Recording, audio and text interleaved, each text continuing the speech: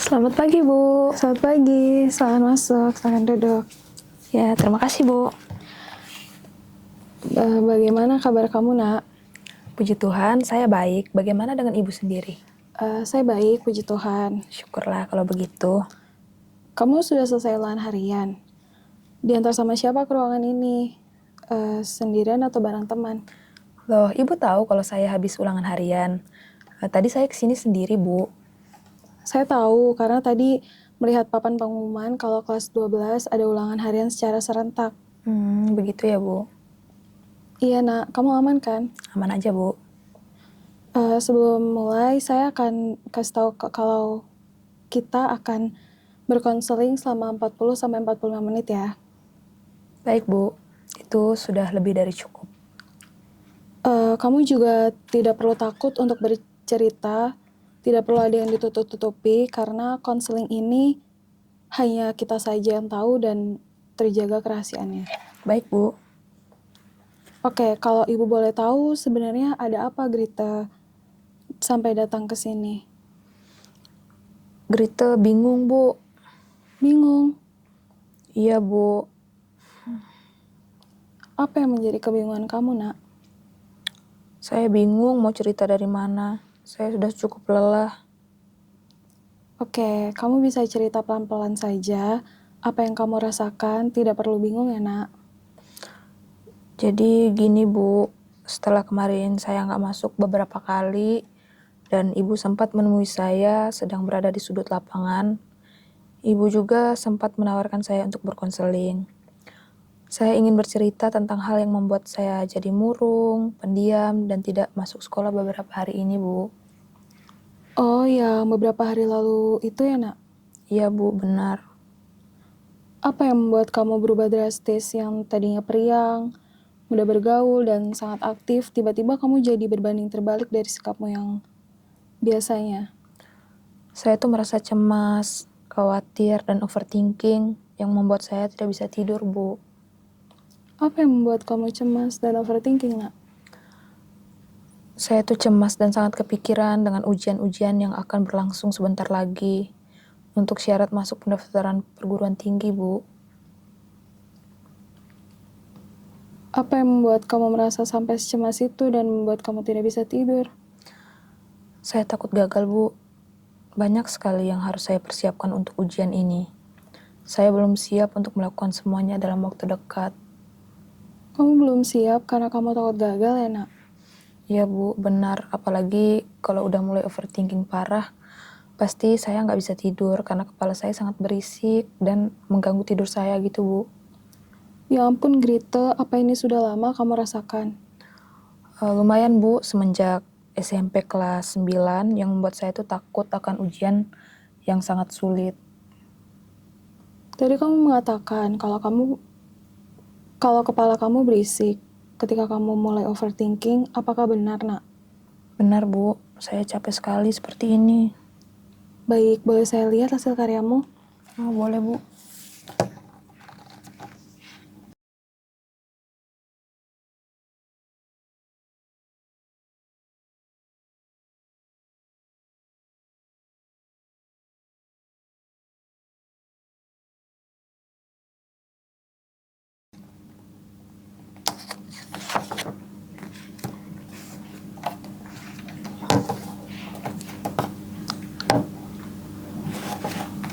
Bu.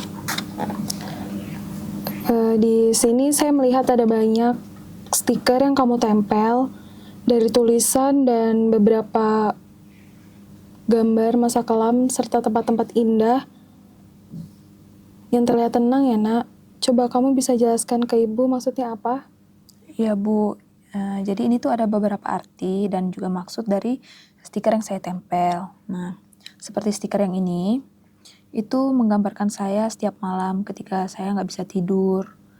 Nah, kalau stiker yang ini, itu menggambarkan tempat impian yang saya impikan. Tapi saya rasa itu tidak mungkin untuk bisa ke sana, karena saya terlalu banyak overthinking untuk beberapa hal yang sedang saya lakukan. Nah, kalau stiker yang ini, itu artinya berjalan di jembatan yang hangus. Nah, itu menggambarkan saya yang sedang berjalan di jembatan yang hangus dan rusak, Bu. Baik, tadi kamu bilang menggambarkan diri kamu yang sedang berjalan di jembatan yang hangus dan rusak. Kenapa begitu, Nak? Ya, karena saya merasa kalau hari-hari yang tidak baik akhir-akhir ini tuh seperti berjalan di jembatan yang hangus, ditambah pikiran saya sendiri yang membuat rusak akibat overthinking yang berlebihan itu, Bu. Kamu menyadari semua itu, Great. Ya, Bu. Sebelumnya saya izin untuk melanjutkan beberapa stiker yang akan saya tempel di tempat yang masih kosong ya, Bu. Oh, baik. Boleh, Nak. Terima kasih, Bu.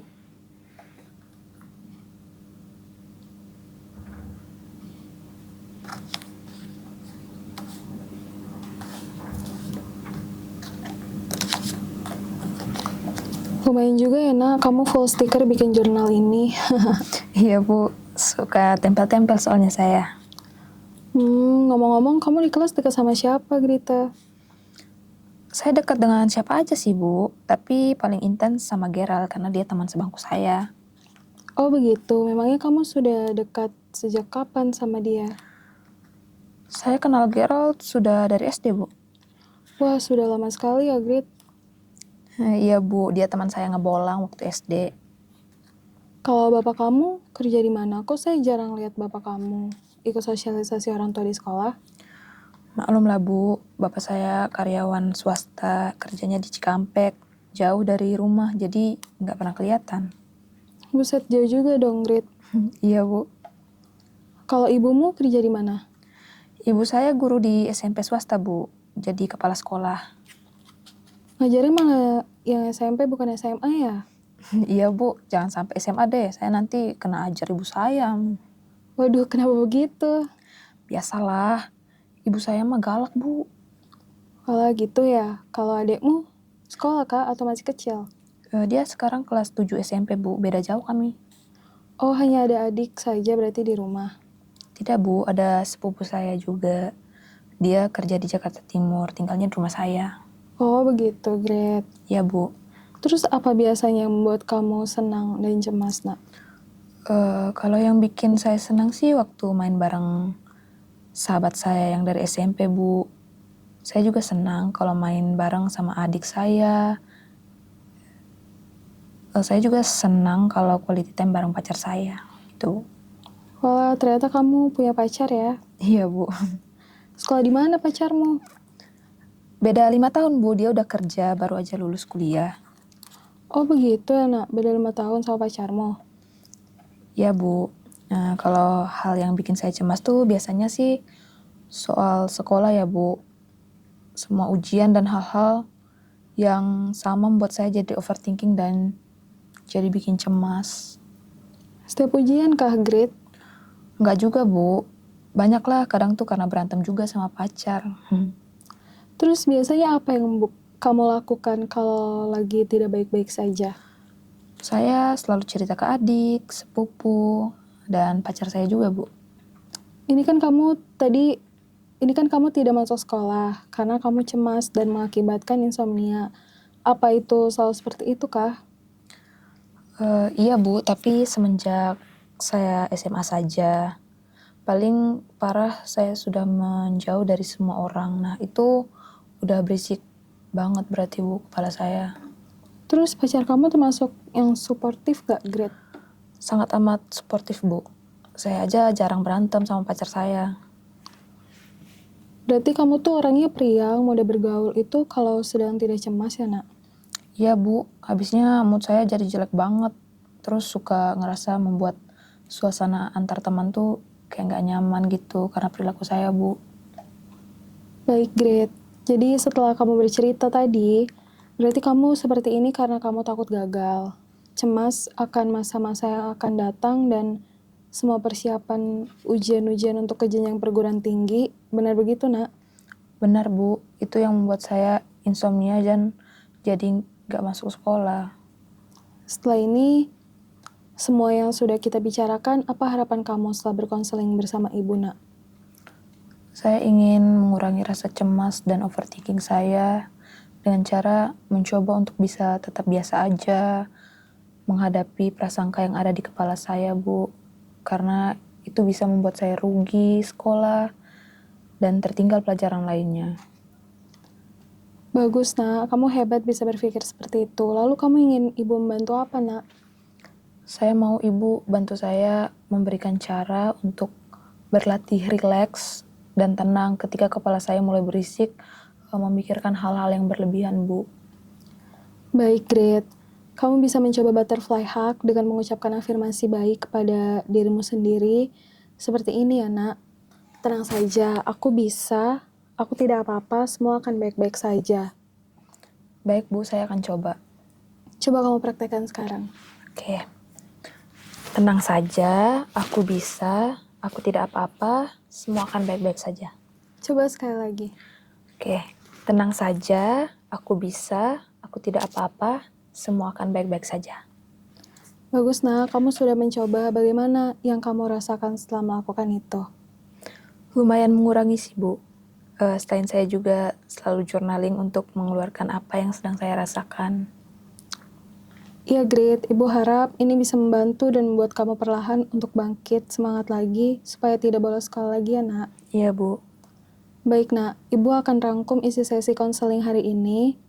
Kamu bersikap seperti itu akhir-akhir ini karena kamu takut gagal yang membuat kamu jadi murung, pendiam, dan tidak sekolah serta menjauhi semuanya. Setelah bercerita, kamu mempunyai harapan kalau akan mengurangi rasa cemas dan overthinkingmu dengan mencoba untuk menghadapi prasangka yang ada di kepalamu itu. Dan kamu juga sudah mencoba untuk membuat journaling yang sudah hampir selesai dan memberikan afirmasi diri kamu sendiri dengan bantuan butterfly hug. Begitu, Nak. Benar, Bu. Saya turut mengapresiasikan cara kamu menghadapi semua itu sudah cukup pandai dengan membuat jurnal. Meskipun kamu malas sekolah, tapi kamu juga sudah hebat berani bercerita ke ruang BK. Iya, Bu. Ini semua berkat Ibu udah merangkul saya pada saat di sudut lapangan waktu itu. Terima kasih banyak ya, Bu. Iya, Nak. Kamu juga jangan pernah sungkan untuk bercerita ke ibu ya, Nak, kapanpun itu. Iya, Bu. Terima kasih banyak. Oke, baik. Sesi kita sudah berakhir sampai di sini. Saya harap kamu bisa lebih berani untuk meminta bantuan supaya kamu lebih berani untuk meminta bantuan supaya kamu tidak membuang-buang waktu untuk bolos sekolah. Iya, Bu. Terima kasih banyak. Saya akan lebih berani untuk berkonsultasi ke guru BK. Saya pamit ya, Bu. Oh iya, baik. Terima kasih sudah datang ya, Nak. Iya, Bu. Selamat pagi. Selamat pagi, hati-hati ya, Nak. Iya, Bu.